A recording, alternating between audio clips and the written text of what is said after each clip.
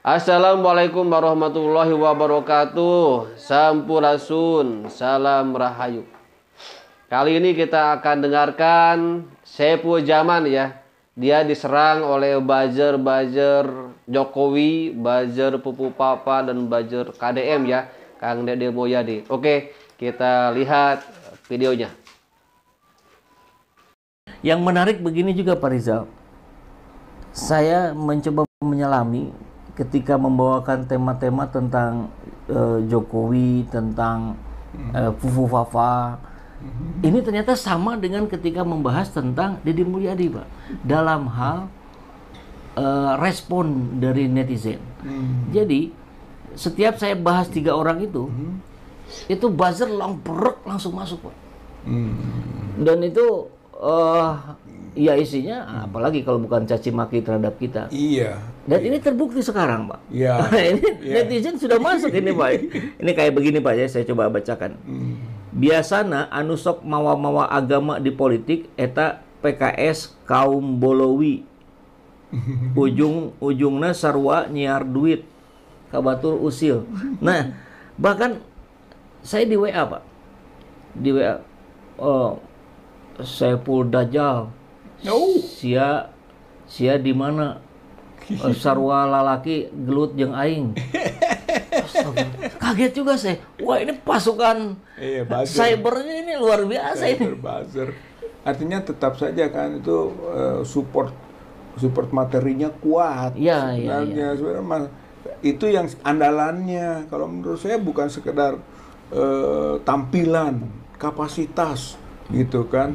Itu juga faktor uang. Inilah masyarakat kita ini masyarakat yang masih didominasi oleh itu.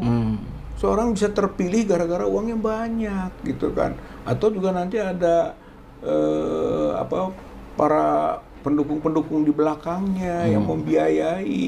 Ya, berarti memang ini politik itu menjadi objek dari kapitalistik, gitu, kapitalisme gitu. Jadi orang tidak punya pemahaman berpolitik itu polisi bijak. Saipul Jaman, Anda harusnya ngaca. Anda diserang itu karena Anda menyerang orang baik. Kami tidak dibayar oleh Kang Dede Mulyadi. Kami menyerang Anda karena Anda menyerang orang baik. Itu adalah konsekuensi Anda telah menyerang orang-orang baik. Apa-apaan di Ramli? Karena materi. Apa? Tidak ada materi, tidak ada. Kami ikhlas. Karena kami ingin menolong Kang Dede Mulyadi dari serangan-serangan Anda yang selalu memfitnah dengan isu-isu sara. Paham? Oke, kita lanjutkan. Nah, jadi saya tertarik lagi dengan statement yang tadi saya sampaikan sebelumnya, Pak. Apakah kemudian ini menandakan bahwa rakyat kita ini memang belum siap tuh berpolitik dengan cara demokrasi ini, sehingga yang ada malah menghancurkan rakyat gitu, dengan dibodoh-bodohi, dengan dibagi-bagi sehingga rakyat seperti seolah-olah jadi pengemis, kemudian dikhianati setelah dia jadi malah tidak pro rakyat tapi pro pengusaha misalkan. Apa lebih baik nggak usah ada pemilihan langsung gitu, Pak? Iya, makanya dulu kan melalui MPR, melalui DPRD gitu kan. Jadi yang disebut tidak langsung itu sebetulnya harus dievaluasi juga ya, namanya politik kan nggak ada yang langgeng, Pak, gitu. Semuanya bisa diuji dan dievaluasi. Kalau rakyat belum siap untuk memilih, itu adalah PR kita semua. Bagaimana rakyat tidak terpengaruhi oleh money politik. Ya, silakan kita uji bagaimana caranya masyarakat cerdas memilih pemimpin yang baik. Dan ingat, Kang Dede Mulyadi tidak money politik. Dia tidak membayar orang untuk memilih dia. Orang-orang sekarang cerdas, apalagi Jawa Barat, cerdas memilih pemimpin. Kita tidak dibayar sama sekali oleh Kang Deddy Mulyadi untuk memilih beliau. Kita memilih beliau karena berdasarkan pilihan kita, pemikiran kita bahwa beliau orang baik. Patut untuk dipilih. Karena kita ingin memperbaiki Indonesia ini. Kita ingin memperbaiki Jawa Barat. Tidak ada money politik untuk Kang Deddy Mulyadi. Kalau masih ada di sini, di kita, ayo kita cerdaskan bangsa ini agar tidak tergoda oleh money politik, oleh uang 50.000, oleh uang 100.000. Dan Kang Deddy Mulyadi membantu orang itu bukan money politik. Dan juga bukan momen-momen sekarang, dari dulu Kang Deddy Mulyadi selalu berbuat baik dan itu bukanlah disebut money politik. Oke.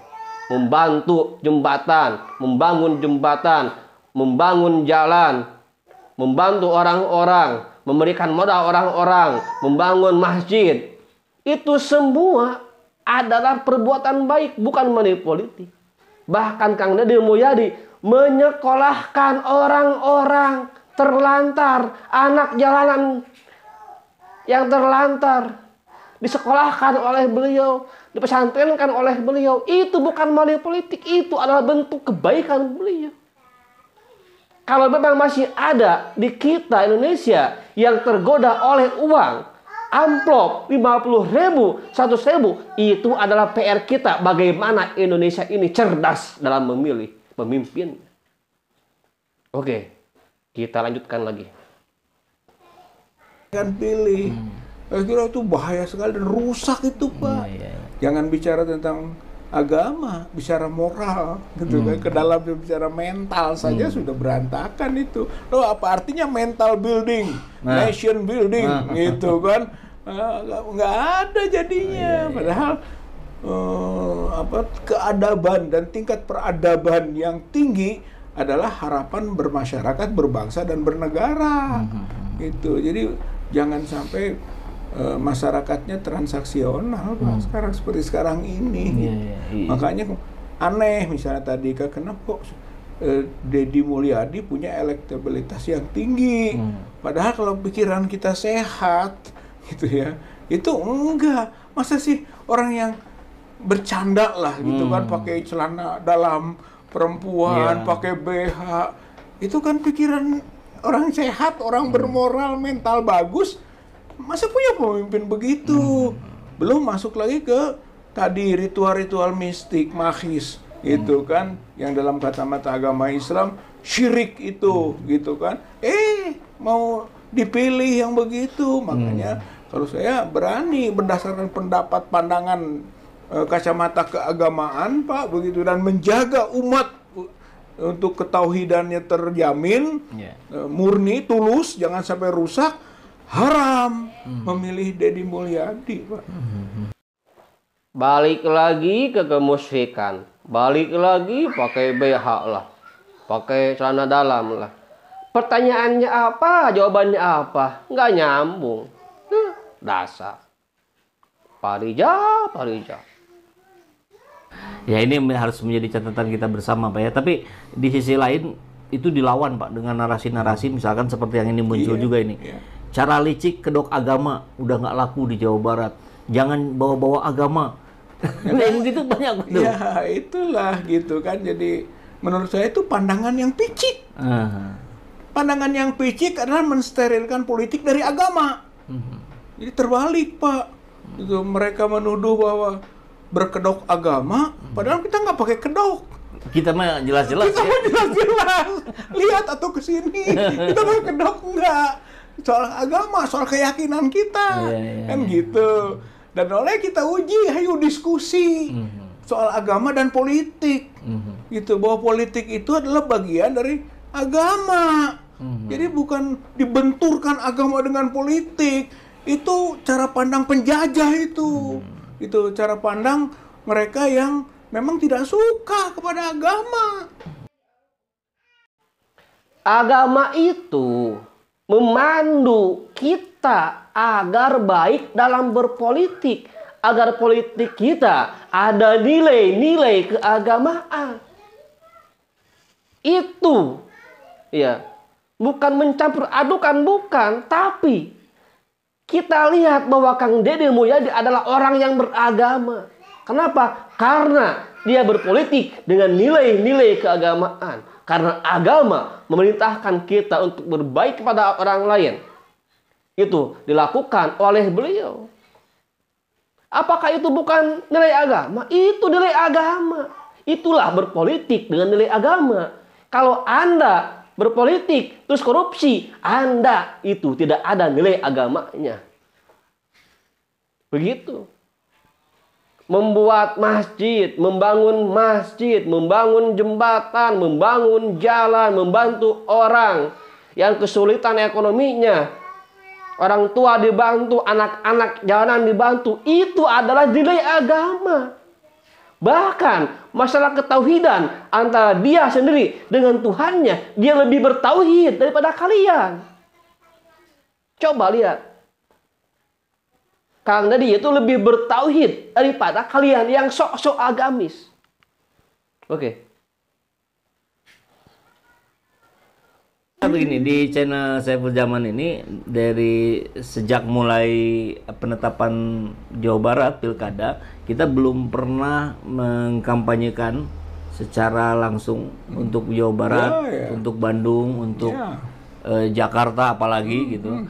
Karena bukan wilayah kita. Tapi kalau boleh saya mencoba bertanya kepada Rijal hari ini, ketika ada statement misalkan jangan pilih Deddy, apakah ada statement lanjutan nggak Pak? Misalkan pilihlah ini atau kalau supaya tidak kita campaign sifatnya personal gitu Pak, saya harus berpikir kita harus berpikir objektif lah, gitu kan.